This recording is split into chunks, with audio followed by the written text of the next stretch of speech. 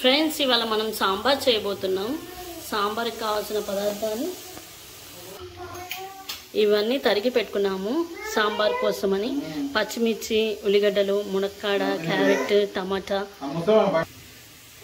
ఇక్కడ పప్పుని ఉడకబెట్టుకొని ఉంచుకున్నాం అన్నమాట. కందిపప్పుని ఉడకబెట్టి ఉంచుకున్నాం. ఆయిల్ వేసేసుకున్నాం. పోపు దినుసులు వేసుకున్నాము. పోపు దినుసులతో పాటు ఎండుమిర్చి కూడా వేసుకున్నాము. కరివేపాకు వేసాము. నెక్స్ట్ వెల్లుల్లి వేసాము. కలుపుకున్నాము. పసుపు వేసుకుంటున్నాము. కొంచెం ఇంగు వేసుకున్నాము. ఇలా తరిగి పెట్టుకున్నాం కదా కూరగాయలు, ఆ కూరగాయ ముక్కలు దీంట్లో వేసుకున్నాము. కూరగాయ, టమాటా, మునక్కాయ, టమాటా, మునక్కాడ కలుపుకున్నాము.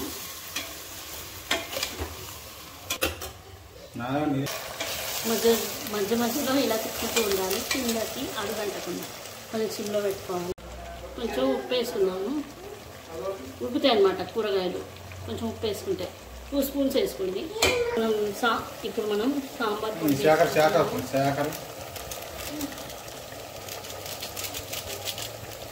పొడి వేసుకున్నాము.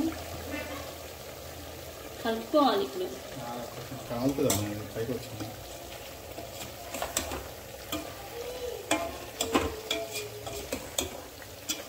కలిపేసుకున్నాం. ఫైన్గా కలిపేసుకోండి. ముక్కలకి మంచిగా సాంబార్ పొడి, సాంబార్ మసాలా పడాలి కదా. కారం వేసుకున్నాము. కారం వేసిన తర్వాత మనం కలుపుకున్నాం కదా.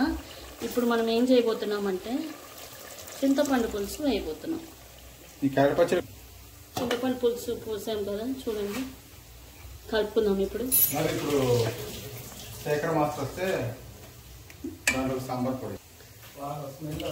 ఇప్పుడు పప్పు వేసుకున్నాము. ఇందాక తెచ్చి పెట్టుకున్నాం. పప్పుని వేసుకున్నాం కదా.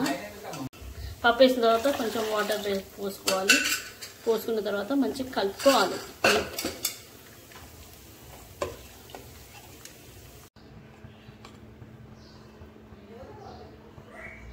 ఆహా, స్మెల్ అద్రిపోతుంది.